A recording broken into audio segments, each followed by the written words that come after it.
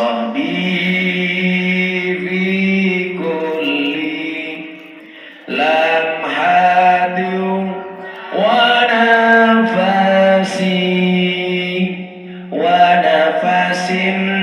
bi'adatin kulli ma'lumillah. Mbak ini maju aja biasanya pakai.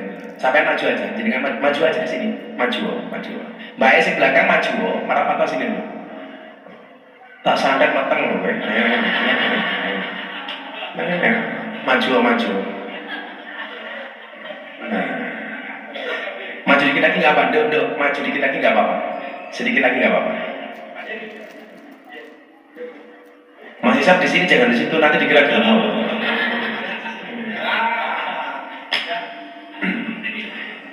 Ya, baik, lega. Atau agak maju, Mbak, sing baju jilbab coklat itu. Oi, maju nih. Latak celuk, cepet kayak latak mulu kan.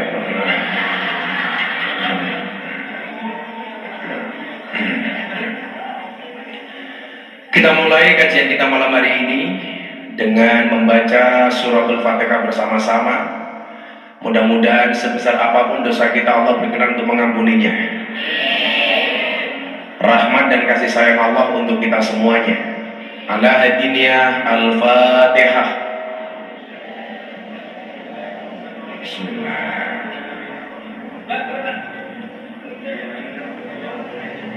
Iya, untuk iya kata dengan harus apa kita. Alhamdulillahirrahmanirrahim. Mbak-mbak yang saya cintai dan seluruh pemirsa BTV yang berbahagia.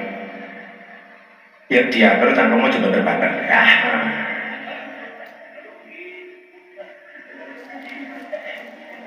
Ya udah dong, agak rapat dengerin. Patut maju deh, maju. Ayo deh maju. Ayo, maju sembunyi maju.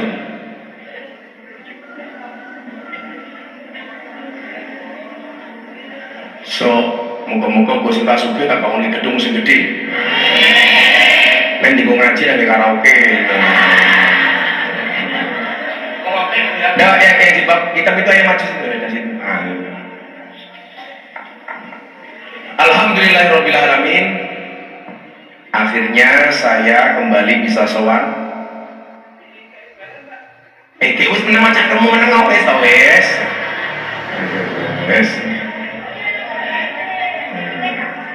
Oh, ya.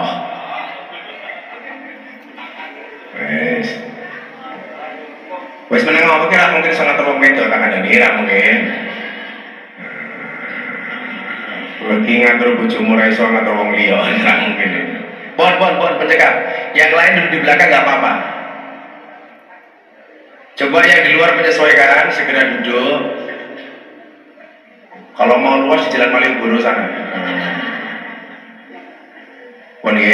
Bon.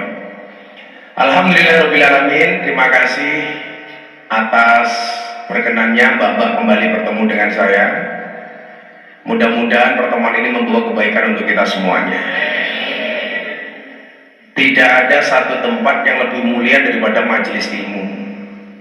Tidak ada satu tempat yang lebih mulia daripada di dalamnya ada kalimat thayyibah, yang di dalamnya ada sholawat. Kenapa Anda selalu saya ajak untuk memulainya dengan sholawat? Disebutlah sebuah cerita, ada seorang malaikat yang paling dekat dengan Allah. Namanya malaikat Jibril. Kok mbak nyebut Israel ini siap ya?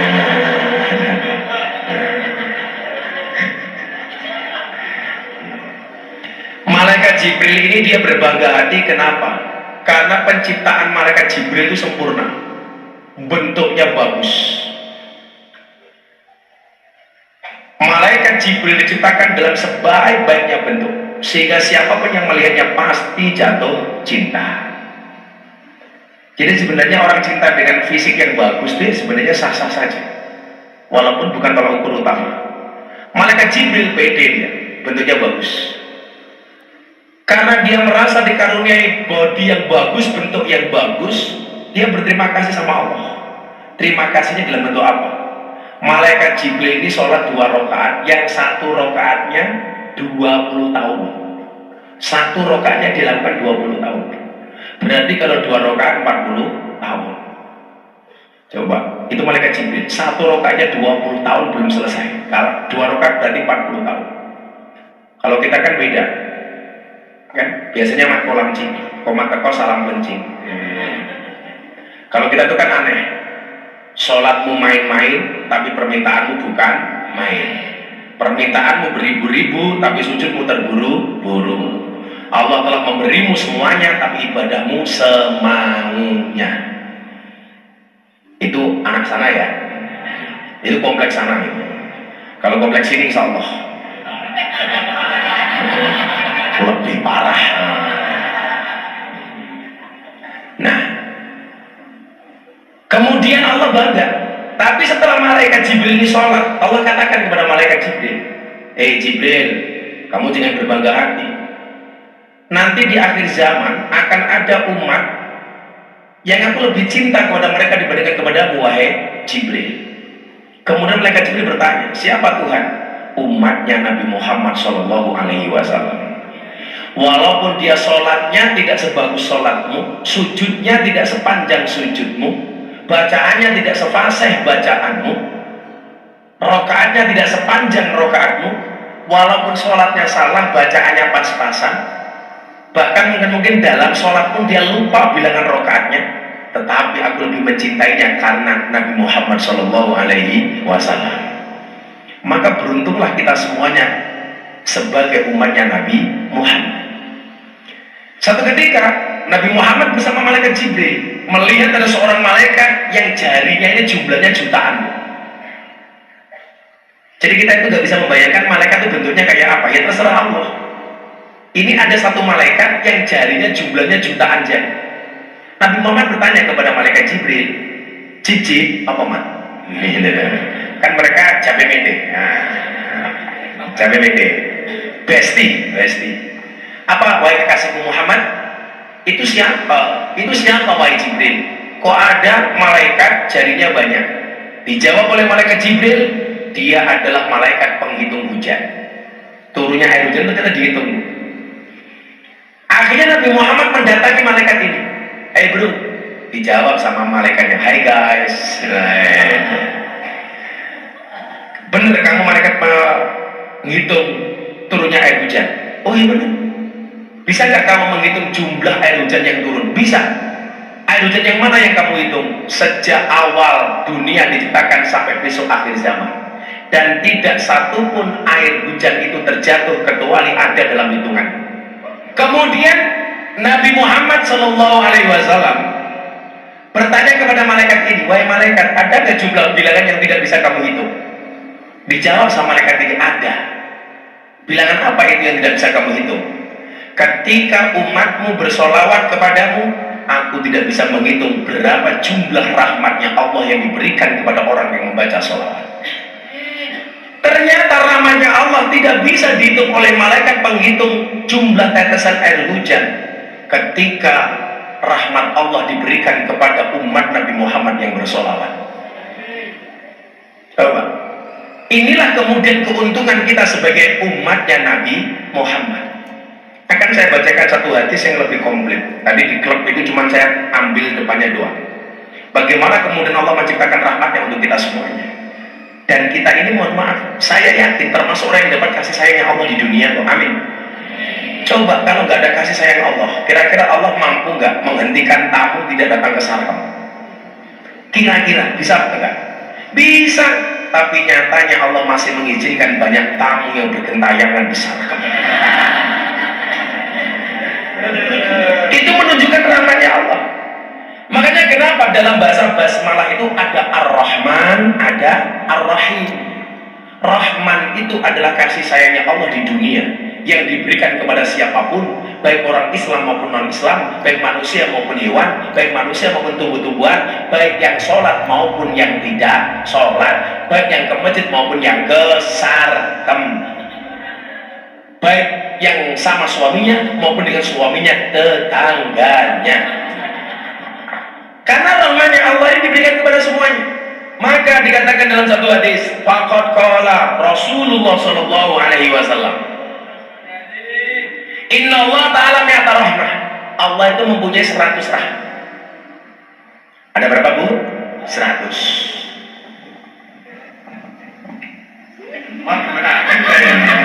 Kayak suwe-suwe kayak kondektur. Ini temannya Mbak Uli. Oh adiknya. Untung aku adiknya, kalau nggak ditawar sama si Willy. Terima kasih ya, Bu. Terima kasih. Inna Allah ta'ala mi'ata rahmah. Allah itu mempunyai 100 rahmat. 100 rahmat. Unzila minha rahmatan wahidatan. Yang diturunkan di dunia ini baru 1 rahmat. Jumlahnya 100, yang diturunkan di dunia hanya 1. 1 itu untuk siapa? Bainal jinni wal insi. Yang Allah berikan 1 rahmat itu untuk jin dan jun.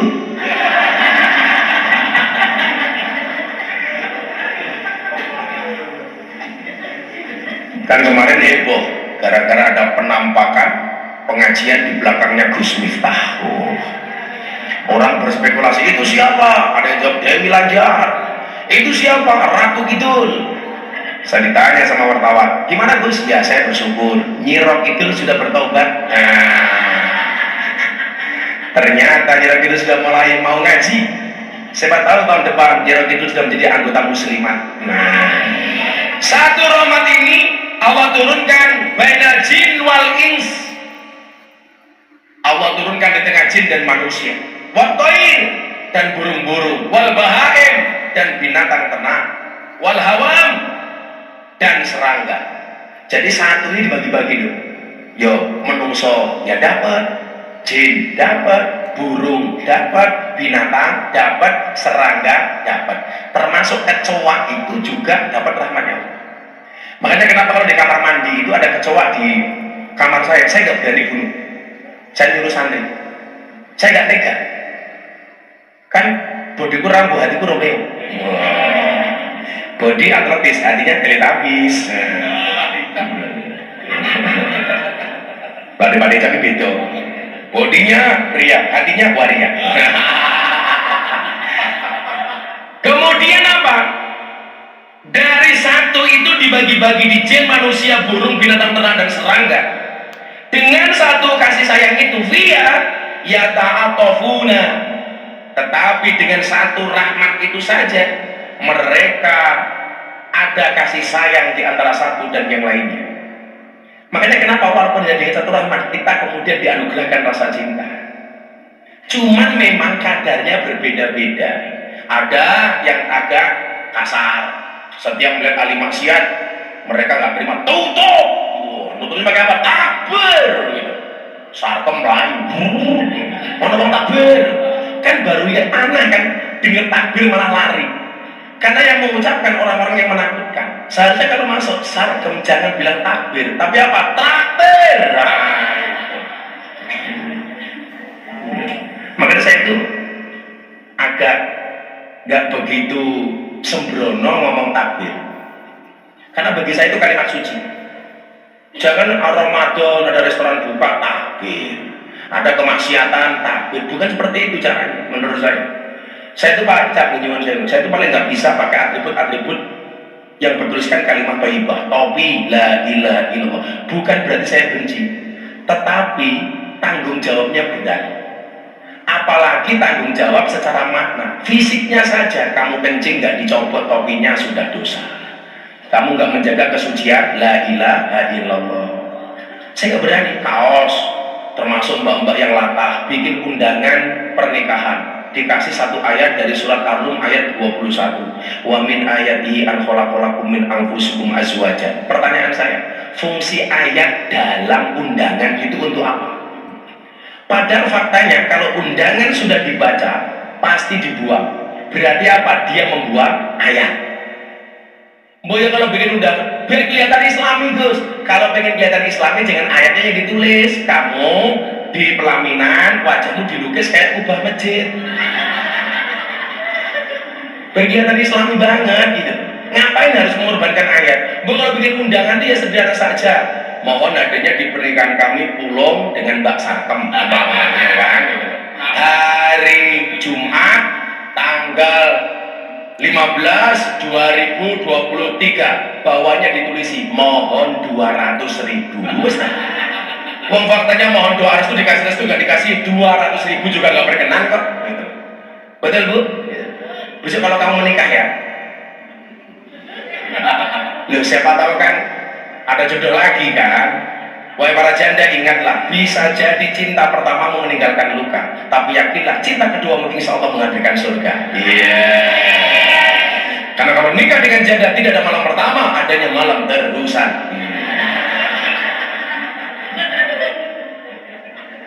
Lebih baik kamu nikah dengan janda tapi rasa gadis daripada kamu nikah dengan gadis tapi rasa janda ya. Makanya orang itu berbeda-beda Pak. Ada yang syiar Islam dengan agak keras, ya silakan. Tapi menurut saya adalah harus tetap sesuai dengan syariat. Ada kemudian orang-orang kayak saya yang fleksibel, karena saya menggunakan pendapatnya Imam Al-Ghazali. Yang namanya kiai itu siapa? Alladzina yanzuruna ilal ummah bi'ainir rahmah, yang memandang semua umat dengan kacamata kasih sayang, bukan kebencian. Ahli maksiat masih berat masuk surga apa enggak? Pendosa masih berat masuk surga apa enggak? Maka bahasa Gus Miftah apa?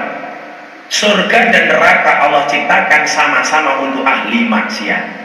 Surga Allah ciptakan untuk ahli maksiat yang mau bertobat, sementara neraka Allah ciptakan untuk ahli maksiat yang tidak mau bertobat. Anak sarkem tobatnya kapan Gus? Ini pengajian juga bagian dari tobat. Lah nanti maksiat lagi Gus, ya bisa tobat lagi. Loh, jangan menertawakan, bukankah baju itu kalau kotor dicuci? Kalau kotor ya dicuci lagi. Kotornya saja terus-terusan, masa mencucinya cuma sekali? Bermaksiat ya tobat, besok bermaksiat lagi ya tobat lagi. Saya yakin kok, waktu ja'al haq wa zaqul batil, pada akhirnya yang hak itu pasti akan menang. Betul bu? Lagian kan kamu gak mungkin kerja di sini selama-lamanya. Kalau kau mau, tamunya yang ogah.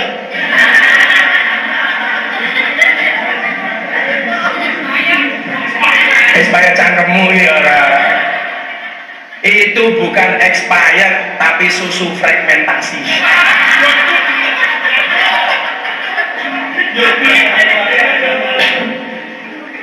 Jadi ada orang yang keras yang mungkin dapatnya ramanya tadi kecil, ada orang yang fleksibel kayak saya yang tidak kemudian harus marah-marah, harus angkat pedang, harus bawa kepuan, tapi cukup bawa mic sama nasi bungkus yang hari ini disponsori oleh Mutia. Dia aku dapat pahalanya Gus, aku ikut. Kalau nggak ikut, aku juga bisa, kan uangku banyak. Makanya nanti yang tanya tak kasih uang. Jadi kamu dapat uang nggak harus nunggu di rumah karaoke. Cukup dari Gus Miftah. Tapi biasanya kalau sama cewek saya nggak mau ngasih hadiah, maunya ngasih nafkah. Ya. Langsung, aku mau dong. Lalu sampai nih buahnya boyok locok.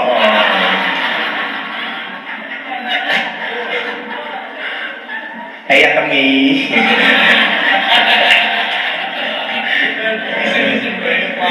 Ya temi tambah lemu mimi. Gak apa-apa bu, kalau bilang gemuk, sorry aku gemuk karena makan nasi. Daripada kamu kurus makan hati. Iya, gitu mi.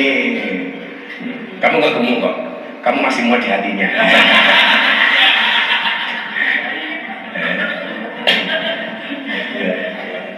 Kemudian apa? Wabiha yatarohamuna, mereka bersikap lemah lembut dan saling menyayangi dengan satu rahmat ini.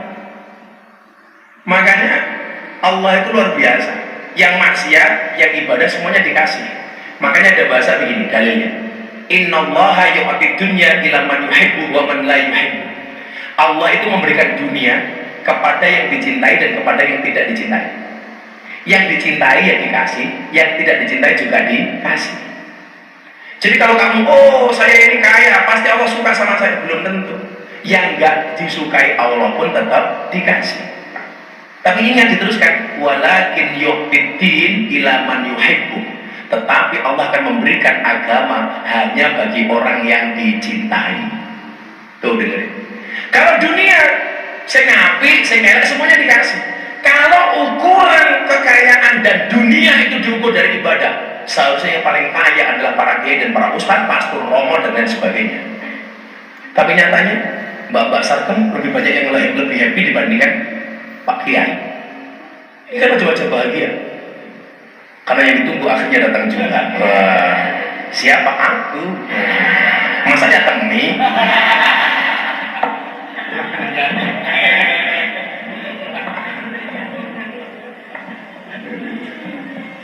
Jadi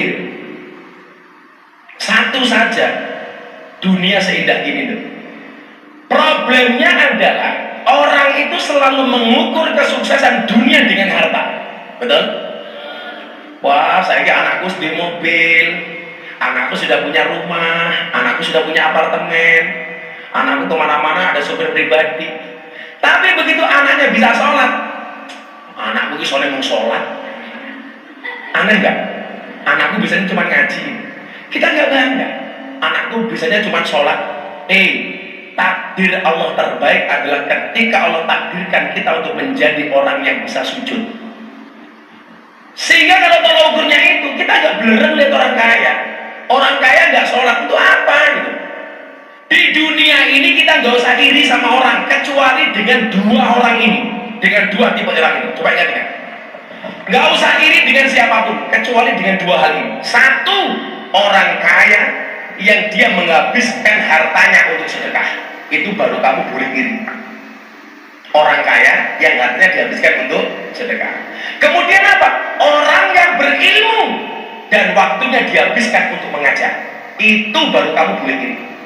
Fiha yata'atafuna, hanya dengan satu rahmat itu muncullah kasih sayang. Satu kasih sayang itu mereka bersifat lemah lembut dan saling menyayangi.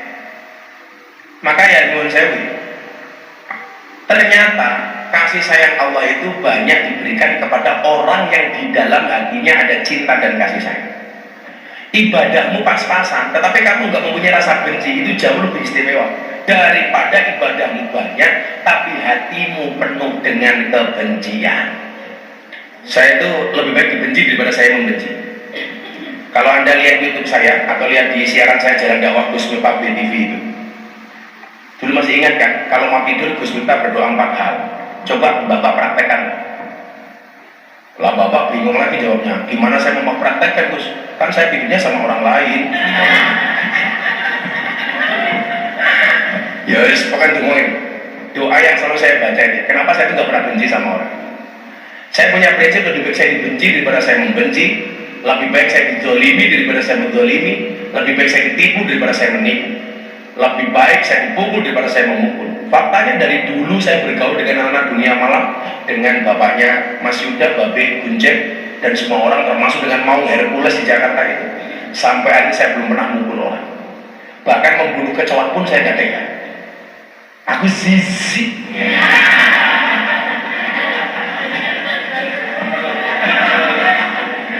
Jadi kalau mau tidur, saya itu satu, berselawat kepada Nabi. Makanya minimal baca salawat 100 kali lah. Salawat Jibril saya bisa banyak-banyak. Sallallahu alaihi Muhammad sallallahu alaihi, nggak sampai 5 menit. Kemudian apa? Minta ampun sama Allah, istighfar minimal 3 kali. Setelah itu apa? Saya berdoa 4 hal. Ya Allah ya Rabb, ampuni dosa-dosa saya hari ini. Amin. Biasa. Doa untuk kita sendiri biasa. Yang kedua, ya Allah ya Rabb, ampuni dosa bapak ibu kami. Amin. Biasa untuk kami bapak ibu. Yang ketiga apa? Ya Allah ya Rabb, ampuni dosa semua orang yang mencintai kami. Amin. Ya lumrah lah, orang baik sama kita, kita baik sama dia. Tapi yang paling hebat adalah yang keempat. Ya Allah ya Rabb, ampuni dosa semua orang yang membenci kami. Kalau kita nyumbang kepada orang yang biasa nyumbang kita, itu biasa. Kita memberi kepada orang yang biasa memberi kita, itu biasa. Neraktir kepada orang yang biasa neraktir kita, itu biasa. Tapi yang luar biasa adalah kita traktir bagi orang yang tidak pernah traktir kita, memberi kepada orang yang tidak pernah memberi kita, nyumbang kepada orang yang tidak pernah nyumbang kita. Itu baru luar biasa. Makanya Siti Aisyah, istrinya Kanjeng Nabi, kalau memberi orang itu pasti melalui pihak ketiga. Tolong dikasihkan itu orang. Tapi ingat, jangan sampai orang itu tahu yang memberi saya Siti Aisyah. Ketika ditanya, kenapa demikian? Wahai Siti Aisyah, karena kalau dia tahu yang memberi saya, maka dia merasa nggak enak dan pasti berusaha membalas kebaikan saya. Tetapi kalau dia tidak tahu yang memberi saya, siapa yang membalas kebaikan saya? Allah. Makanya kenapa saya itu kalau ditipu nggak pernah benci? Karena saya meyakini yang nipu saya itu juga hambanya Allah. Kalau anak menipu bapaknya saja bertanggung jawab. Kalau hamba Allah menipu, siapa yang tanggung jawab? Allah. Benar nggak logikanya? Anakmu nipu aku, kamu sebagai bapak yang bertanggung jawab. Kira-kira bapak tanggung jawab enggak? Gus, maaf nih, anak saya bohong sama Gus Miftah. Saya sebagai orang tua akan bertanggung jawab. Ini orang tua yang kebaikannya tidak ada apa-apanya dibandingkan kebaikannya Allah. Bagaimana kemudian yang menipu kita itu hambanya Allah? Masa Allah nggak bertanggung jawab? Orang mungkin pada ke Pak RW. Ya.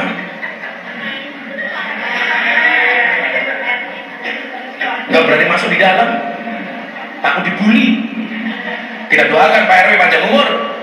Orang sedunia mati, Pak RW hidup sendiri.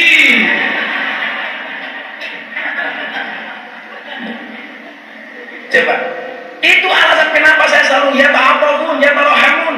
Saya sayang saja Pak Dija. Loh, Pak Dija kan tahu toh perjalanan karir saya seperti apa dulu, dari awal bagaimana orang menghina saya. Miftah nasabnya jelas anak Kiai Sopo, kalian bikin pesantren. Tapi mohon maaf, itu ternyata vitamin. Makanya kenapa dulu ada Gus yang bilang dasar Miftah Gus telek. Tuh, saya seneng. Telek itu sakti. Buktinya apa? Gak ada orang yang berani ngejak-ngejak telek. Ayo.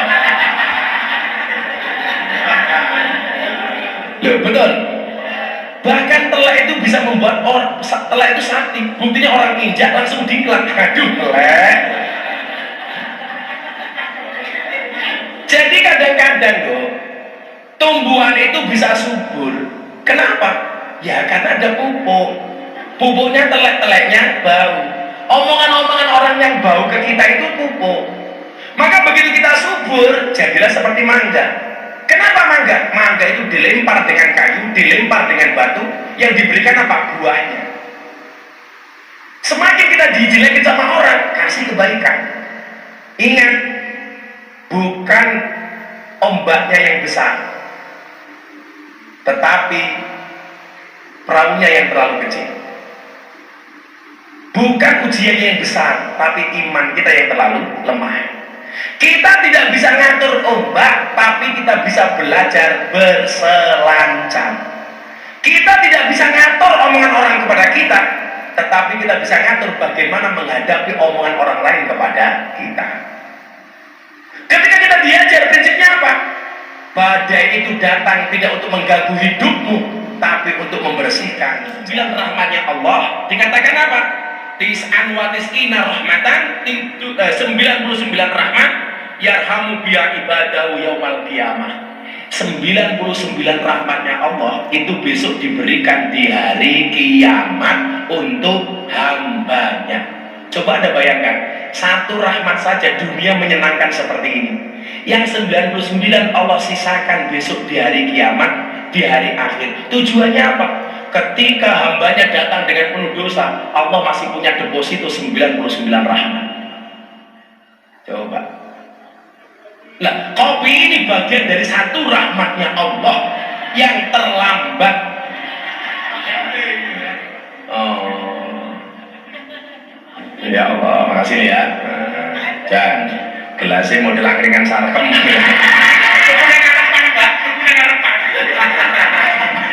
Ya Allah, kiai ini keren, cangkemnya kayak gini ya Allah. Nah, saya ulangi deh, satu aja di dunia seperti ini indahnya. Yang 99 oleh Allah dijadikan besok deposito di akhirat. Sehingga apa? Disitulah kemudian kita optimis bahwa semua orang yang pernah berbuat baik, beribadah pasti masuk surga. Amin. Sekecil apapun itu. Kenapa? 99 nunggu kita besok di akhirat. Sehingga kalau hari ini kita masih berbuat dosa, beribadah, kita masih punya harapan diampuni oleh Allah dengan 99 rahmat itu. Siapakah orang yang tidak akan mendapatkan rahmat itu? Jelas orang yang tidak beriman kepada Allah. Kalau Anda beriman, walaupun kadar imannya tipis, pas-pasan, tetapi meyakini Allah itu satu, tetapi meyakini Muhammad itu utusannya, sekecil apapun ibadah Anda, itu masih punya harapan mendapatkan 99 rahmatnya Allah. Amin. Makanya itulah kenapa kemudian Al-Quran mengatakan la taqnatu mir rahmatillah, Az-Zumar 21 ayat 53, jangan berputus asa dari rahmat Allah. Kenapa? La taqnatu mir rahmatillah. Kok kamu, kita gak boleh berputus asa? Innallaha yaghfiru dzunuba. Allah akan mengampuni semua dosa. Allah akan mengampuni dosa. Berapa yang diampuni? Jami'an, semuanya. Selama orang mau minta maaf, selama orang mau bertobat. Allah itu yang tidak diampuni cuma satu. Siapa? Yang tidak mau bertobat. Aku duwe kopi, kowe ra njaluk, apa tak wenehi? Lah Allah menjaluk mesti diwenehi. Kalau saya nembung keri. Kemudian dari hadis ini Imam Al-Ghazali mengatakan begini, ingin membangkitkan husnudzon dan harapan para pendosa kepada Allah. Husnudzon, dosanya pasti diampuni. Yaghfiru dzunuba, diampuni dosanya. Lanjutannya apa? Jami'ah, semuanya. Satu-satunya dosa yang tidak bisa diampuni cuma satu. Innallaha la yaghfiru ayyushraka bihi wa yaghfiru ma duna dzalika liman yasha. Satu-satunya dosa yang tidak bisa diampuni adalah syirik, menyekutukan Allah. Aku mangkane sakem supaya laris nyembah pohon. Wahai Sang Hyang Gentayangan, berikan auramu kepadaku. Wow, ini jadikan tamu-tamu yang datang kepadaku begitu melihatku, melihat Mbah Surip serasa melihat Lucinta Luna.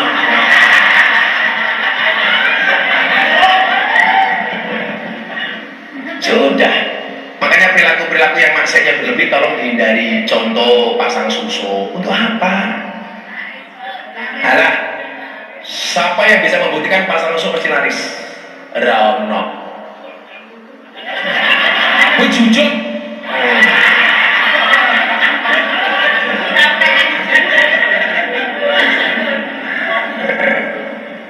Ben kita bibire seksi susu. Ono bokong kita baenol susu. Wis. Men rapat susu. Untuk apa ini? Hidungnya supaya kelihatan mancung susu. Untuk apa? Itu nambah-nambah maksiat loh. Dosa kita itu sudah banyak. Nggak usah ditambah dengan dosa-dosa yang lebih besar. Jadi kalau ada orang tua yang merasa dosanya banyak, sudon sama Allah, berbuat sebaik mungkin, banyak beristighfar. Ya Allah, saya yakin Kau akan mengampuni dosa saya. Saya itu nggak pernah berkecil hati kalau saya dikatakan kita sujudmu nggak diterima sama Allah. Saya terbangga, minimal saya sudah dijadikan oleh Allah, ditakdirkan untuk bisa bersujud. Karena di luar sana masih banyak orang yang tidak mau sujud. Makanya optimis saja. Gus, kok ngajinya nggak pernah berhenti, sedekahnya nggak pernah berhenti. Orang masuk surga itu bukan karena banyaknya amal, tapi karena rahmatnya Allah. Nah, saya nggak pernah tahu dari sekian banyak yang saya lakukan, dari sekian banyak sedekah saya, dari sekian banyak panggung pengajian saya, sedekah mana yang mendatangkan rahmatnya Allah, panggung mana yang mendatangkan rahmatnya Allah. Saya nggak pernah tahu majelis mana yang mendatangkan rahmatnya Allah. Itulah alasan saya tidak mau berhenti. Tapi saya meyakini salah satunya, yakin akan ada rahmatnya Allah. Satu, rahmatnya Allah cukup untuk masukkan ke dalam surganya Allah. Ya, ada pertanyaan, silakan tak kasih uang. Dikasih mic dong, dikasih mic. Halo. Halo. Assalamualaikum Pak Gus Miftah. Waalaikumsalam. Selamat malam untuk para hadirin sekalian. Perkenalkan, nama kami Ida dari Magelang. Bolehkah kami bertanya, Mbak. Oh, boleh. Kalau orang Islam itu mendoakan orang Kristen boleh atau tidak? Oke. Orang yang sudah meninggal maksudnya. Orang beragama lain kita doakan sudah meninggal gitu ya. Ya. Oke. Bu, ini Terima kasih. Sama-sama. Dalam surat At-Taubah disebutkan begini, wala tusalli ala ahadin minhum mata abadan wala taqum ala qabri. Janganlah sekali-kali kamu Muhammad mendoakan, mensolatkan orang yang mati salah satu di antara mereka. Yang dimaksud salah satu di antara mereka siapa? Satu orang munafik, dua orang yang beda agama. Kalau sudah mati nggak akan nyampe. Kamu punya teman non Islam, kamu doakan. Kalau masih hidup boleh. Ya Allah berikanlah hidayah kepada dia. Sebagaimana Nabi Muhammad mendoakan pamannya boleh. Tapi kalau udah mati urusannya sendiri-sendiri. Contoh yang paling gampang, saya punya nomor HP, nomornya mereknya A, isi SIM cardnya. Kamu ngirim transfer pulsa mereknya B, kira-kira bisa masuk apa enggak? Enggak. A ya sama A, B ya sama B. Lah kalau masih hidup boleh kita mintakan hidayah. Ya Allah, aku punya saudara non Islam, aku minta hidayah untuk dia ya Allah. Lah urusan dikasih apa enggak itu urusan Allah. Innaka lan tahdi man ahbabta walakinnallah yahdi may yasha. Kamu tidak bisa memberikan hidayah kepada siapa yang kamu cintai, tetapi Allah akan memberikan hidayah kepada siapapun yang dikehendaki. Termasuk orang munafik. Maka pejabat yang korup itu munafik. Kenapa kamu munafik? Wa idza wa'ada akhlafa. Dia kalau berjanji tidak pernah ditepati. Jadi gitu Mbak ya. Gak nyampe. Kalau beragama lain, tak kasih 300.000. Terima kasih, Abah. Oh, cangkemnya berarti malam ini prei cangkemnya ini.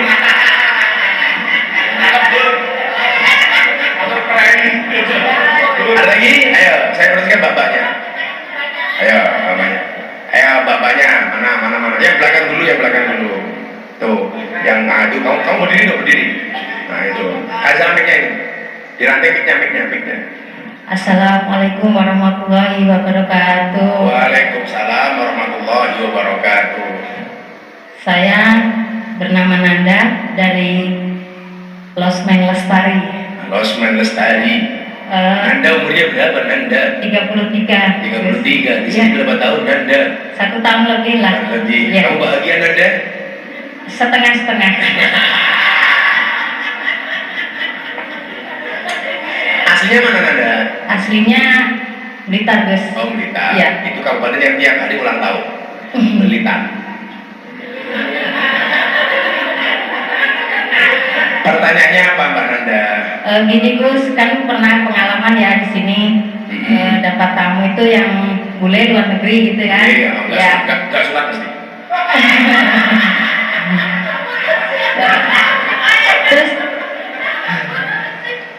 Terus? Gini Gus, kan dia tanya, kamu Muslim? Ya.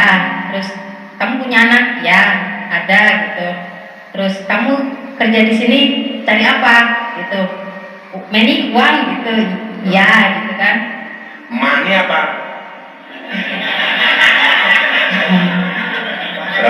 Terus Dia bilangnya seperti ini, kalau Indonesia ini agama Islamnya bagus, karena kalau yang seperti saya bekerja di sini, kamu mencari uang itu dihalalkan. Karena apa? Kamu mencari uang buat nafkah anakmu, juga orang tuamu. Tapi kalau di luar negeri itu diharamkan. Karena apa? Uangnya dibuat beli handbag katanya, buat kesenangan dia sendiri. Makanya kalau di luar negeri itu diharamkan bekerja seperti saya katanya. Seperti di sini dihalalkan. Dihalalkan katanya. Yang ngomong belinya itu. Iya. Tak tahu apa cangkeme wong.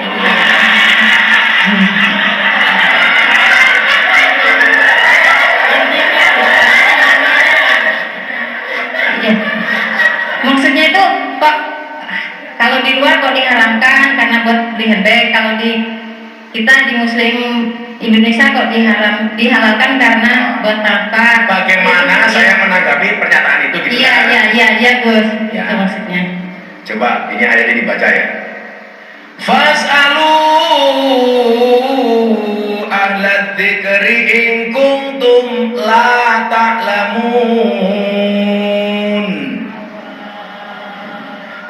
bertanyalah kepada ahli dzikir ketika kamu tidak mengetahui sebuah persoalan. Yang harus kamu tanya itu orang ahli dzikir, orang yang berilmu, bukan orang bule sebagai tamu.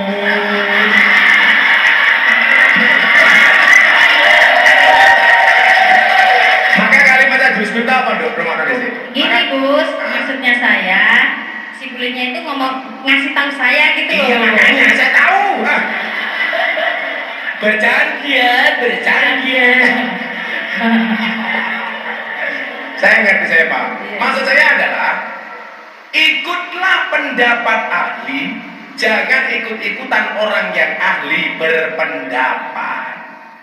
Hari ini di era medsos semuanya bisa berpendapat walaupun dia bukan ahli berpendapat. Kalimat itu salah. Ya kalau begitu kan maksudnya udah nggak jadi angan-angan lagi gitu loh Gus. Aku tahu kamu nggak ngangen-ngangen orang, nggak ngangen-ngangen persoalannya, tapi ngangen-ngangen orangnya. Iya.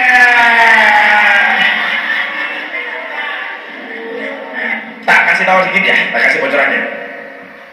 Hadis itu jumlahnya kan jutaan. Menurut Imam Abu Dawud itu hanya diringkas kepada 4 hadis saja.